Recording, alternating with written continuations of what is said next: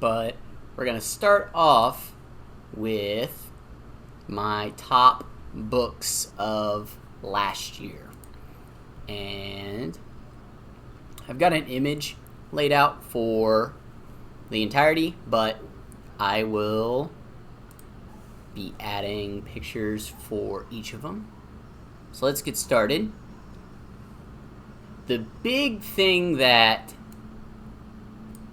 is important about last year is that it was the most books I had read as an adult since high school, and that's saying a lot.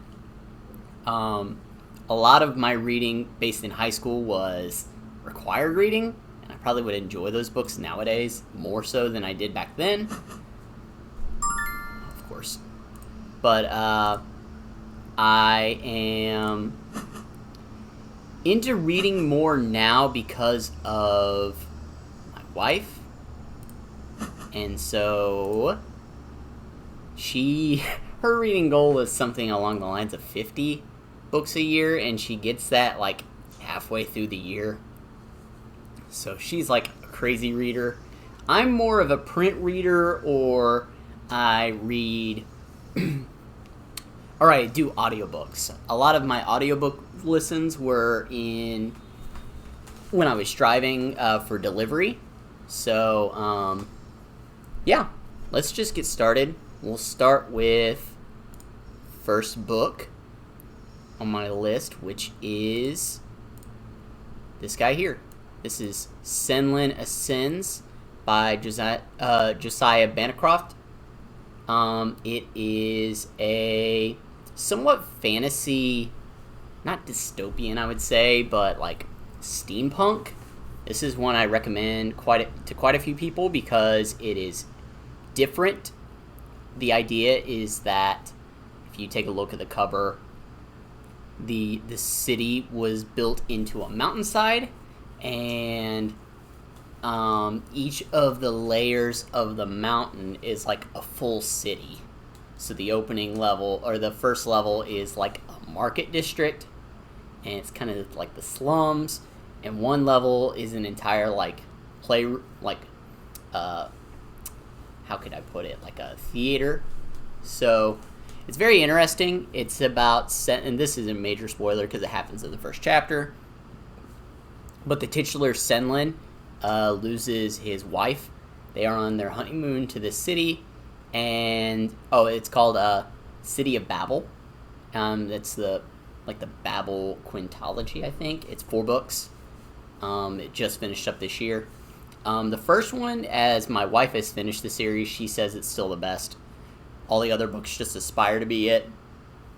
And so, yeah, it's a very good first book in the series. Lots of good characters, lots of good relationships. Cerulean grows and changes as the book goes on. So yeah, that's my number 5 from 2021.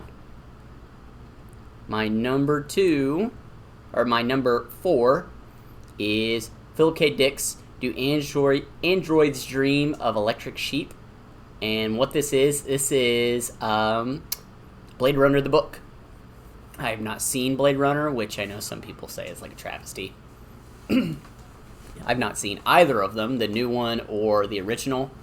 But I have read Do Androids Dream of Electric Sheep. The idea is that Earth is barely habitable anymore, and there are still people living here. The book is set in, I think, the Bay Area, like San Francisco. And the idea of the electric sheep is that the main character has a sheep, but he reveals to like one of his neighbors that it's electric. So like real animals are like valuable, and he is an android hunter because they're not supposed to be permitted to live on Earth. So yeah, it's very good.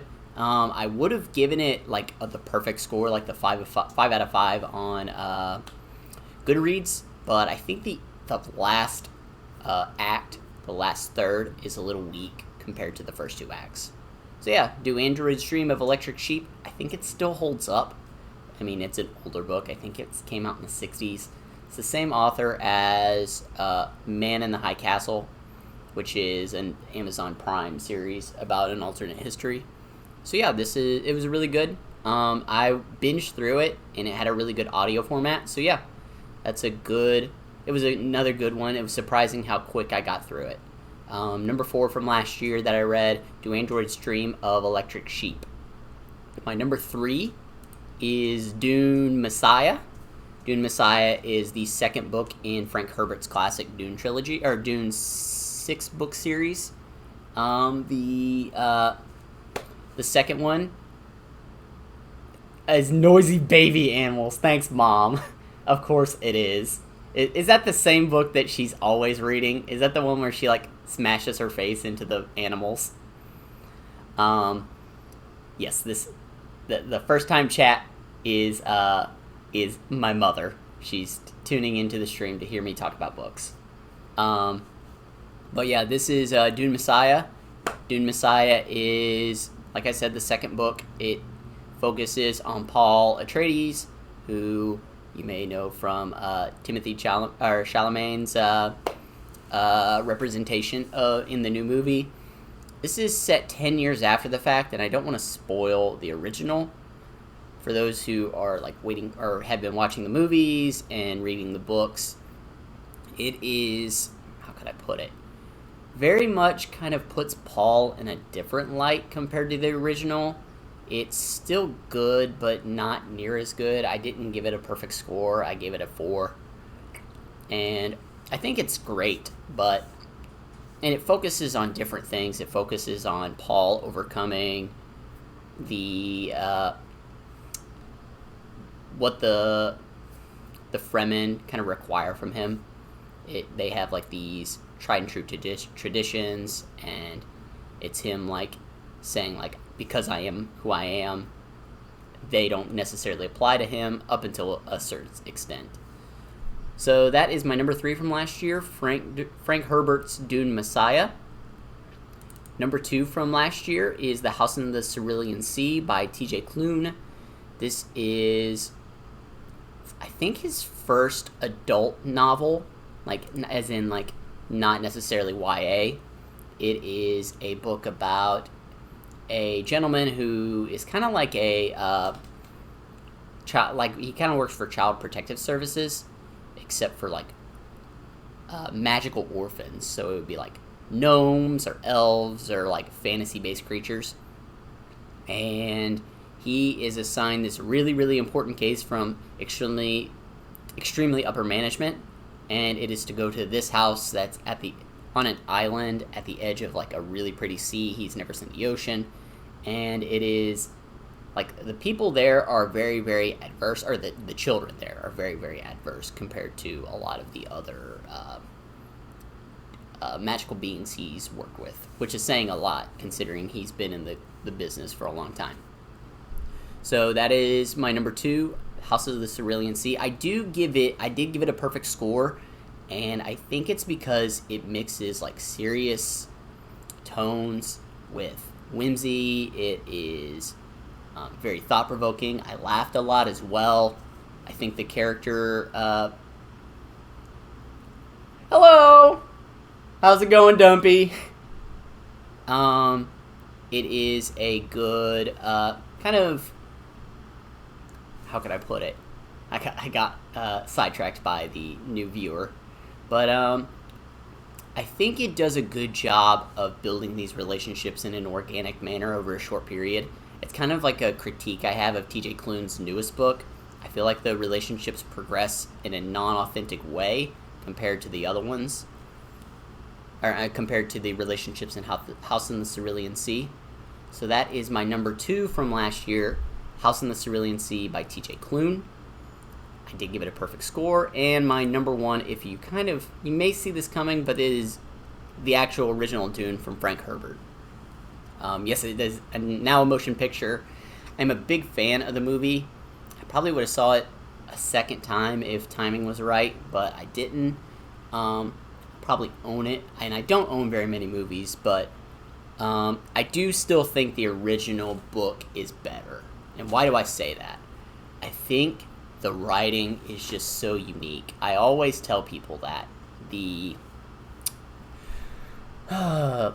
way it kind of, which is actually funny because my wife is reading through that copy. I've been choosing the covers that I read through, but it uses, at the beginning of every chapter, it uses this, like, these excerpts from past history, or like future history. They're books that are written about the future.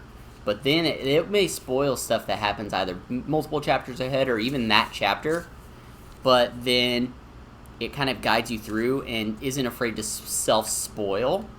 It, the big idea of the Dune universe is betrayal. Dune Messiah kind of gets into that as well. Dune is very focused on that, and it's not afraid to tell you who is going to betray the Paul Atreides' father, Leto. But they're not afraid to tell you, so it kind of builds this, like, tension of when is this going to happen? You're just waiting for that titular moment. I think maybe the coolest thing about this, compared to many other books I read, is that it progresses a lot of the plot through dialogue. And I think that's very interesting. Like, some of the major battles. Yes, I have read... Is this Dakota? Yes, I read Where the Red Fern Grows. I read it in 4th grade. I just realized who this probably is. This is my brother, I think. It's very, very, I think I'm just making a read on who it is. So yeah, one of the big examples is it has a major battle scene in Dune, and it just kind of skips over it for dialogue.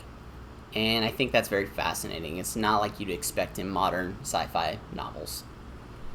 So yeah, that is my favorite book from last year, and maybe one of my favorite books of all time.